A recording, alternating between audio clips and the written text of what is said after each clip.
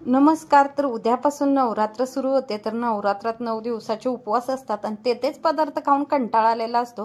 तर छान असे वेगवेगळे पदार्थ आपल्याला आवडतात. तर ह्यापुढे आपल्या चॅनलवरती त्याच्या रेसिपी येतील. तर सगळ्यात पहिली आज आपण उपवासाचे दही वडे पाहणार आहोत. त्यासाठी लागणारे साहित्य पाहूया. 1 वाटी वरवी घेतलेली आहे किंवा त्याला भगर म्हणतात. त्याचबरोबर 3 चम्मच शाबूत तांदूळ घेतलेला आहे पोहे खायचा. तर हे 1 तासभर पाण्यामध्ये भिजत ठेवायचं आहे.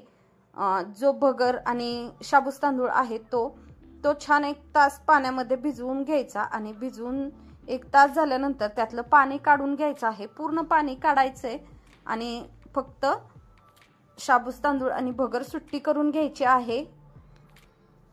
चला, तर ह्या स्टेपला आता आपण भगरीमधलं आणि शाबूत तांदूळ मधलं पाणी काढून घेतलेलं आहे. तेव्हा आता एक मिक्सरचा जार घ्यायचा आहे छोटा, ज्यात पटकन बारीक होईल असं.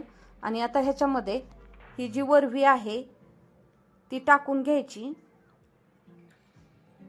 त्याचबरोबर त्याच्यामध्ये आपण भिजवलेला शाबूत तांदूळ आहे तोही टाकून घ्यायचा आहे आणि मिक्सरला चांगलं फिरवून बारीक करून घ्यायचं आहे. चला, तर आता आपण पेस्ट करून घेतली बघा. थोडीशी जाडसर आहे. तर आता आपल्याला ह्याच्यामध्ये राहिलेल्या वस्तू टाकायच्यात. तर ह्याच्यामध्ये आपल्याला 2 हिरव्या मिरच्या टाकायच्या आहेत. आणि तुम्ही जर उपवासाला जिरं खात असाल तर 1 चम्मच जिरं ह्याच्यामध्ये टाकायचंय. आता मी उपवासाला जिरं खात नाही त्याच्यामुळे मी टाकलेलं नाही. तर तुम्ही खात असाल तर 1 चम्मच जिरं टाका. जिऱ्यामुळे टेस्ट आणखी छान लागते बघा. 1 हिरवी मिरची टाकलेली आहे. त्याचबरोबर जे कोथिंबीर खातात त्यांनी कोथिंबीर घातली तरीही चालेल.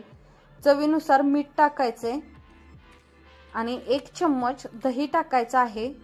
आपल्याला ह्याच्यात पाण्याचा वापर करायचा नाही, फक्त 1 चम्मच दही टाकायचे.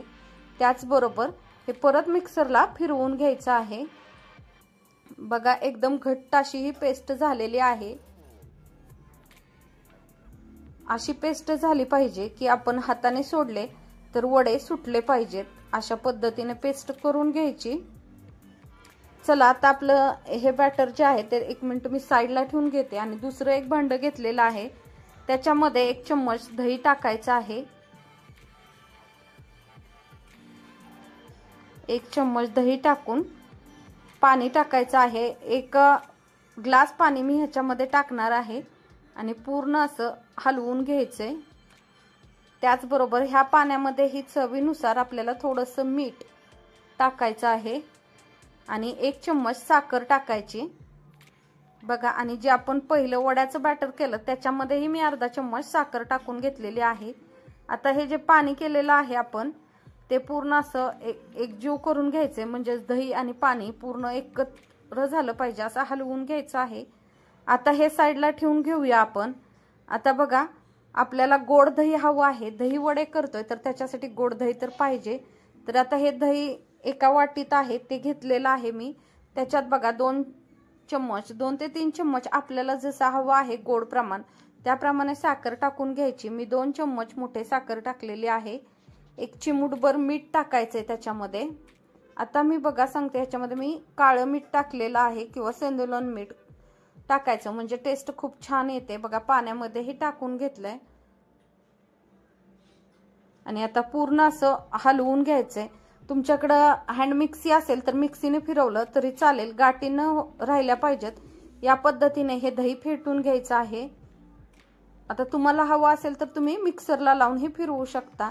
दह्याची जी आहे ते पातळ घट्ट आपल्या आवडीनुसार ठेवून घ्यायचे बघा. मला थोडंसं पातळ हवं होतं त्याच्यासाठी मी 2 ते 3 चम्मच पाणी टाकून हे दही पातळ करून घेतलेलं आहे. चला, तर बघा गाठी कुठेही राहिल्या नाहीत. हे दही जे आहे ते थंड होण्यासाठी फ्रीजमध्ये ठेवून द्यायचे. तोपर्यंत आपण वडे वगैरे करून घ्यायचे आहेत बघा. आपण दही ठेवलेलं आहे फ्रीजमध्ये आणि पहिलं केलेलं बॅटर जे आहे ते घ्यायचंय वड्याचं. मी एका साईडला तेलही गरम व्हायला ठेवलंय बघा. 1 चिमूटभर सोडा टाकलेला आहे आणि सोडा किंवा इनो तुम्ही काही वापरू शकता. ते दोन्हीही टाकल्यानंतर 1 चम्मचभर पाणी त्याच्यावरती टाकून घ्यायचे जेणेकरून त्याचा फेस होतो आणि वडे जे आहेत ते असे क्रिस्पी होतात. हे पहा, आपण असं पूर्ण पीठ हलवून घेतलेलं आहे. ह्याला असं काय नाही की एकाच डायरेक्शनमध्ये हलवावं वगैरे. तर कसंही पीठ फक्त एकजीव करून घ्यायचं आहे सर्व. चला, तर मी एका साईडला आता आपलं तेल तापाय ठेवलेलं होतं. आपण तेल तापलं का तेही चेक करून घेऊया. बघा हे पाणी तिथंच ठेवलेलं आहे किचन कट्ट्यापाशी गॅस जवळ. आणि आता आपलं तेल तापलंय. मी त्याच्यामध्ये वडे सोडून घेते.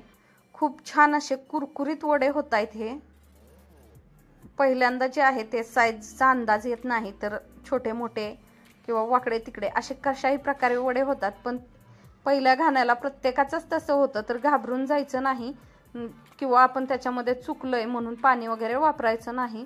व्यवस्थित वडे होतात नंतर. बघा 1-2 मिनटं चांगले लालसर होईपर्यंत हे वडे तळून घ्यायचे आहेत आपल्याला.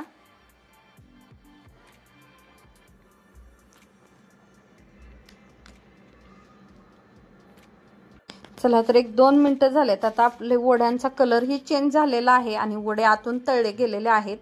तर बघा मी वडे साईडला काढून घेते आणि अशाच पद्धतीने आता राहिलेल्या पिठाचेही वडे तळून घेणार आहे. एकदम सोपी आणि साधी पद्धत आहे करण्याची. बघा आता मी बाकीचे वडे सोडून घेते आणि पूर्ण वडे सोडून तळून घेणार आहे. इथं व्हिडिओ थोडासा फास्ट करून दाखवलेला आहे बघा. चला तर आपले हे वडे सोडून घेतलेत बघा परत. आणि हे वडे तळून होईपर्यंत आपण जे पहिले वडे काढलेले आहेत ते आता ह्या दह्याच्या पाण्यामध्ये सोडून घ्यायच्यात. म्हणजेच ते एकदम सॉफ्ट होऊन जातात. त्यासाठी हे पाणी करायचं असतं. हे पहा हे वडे मी ह्याच्यात टाकून घेणार आहे. एक 5 मिनिटं ह्याच्यामध्ये पाण्यामध्ये ठेवून द्यायचं आहे. म्हणजेच ते एकदम सॉफ्ट होतात खाण्यासाठी.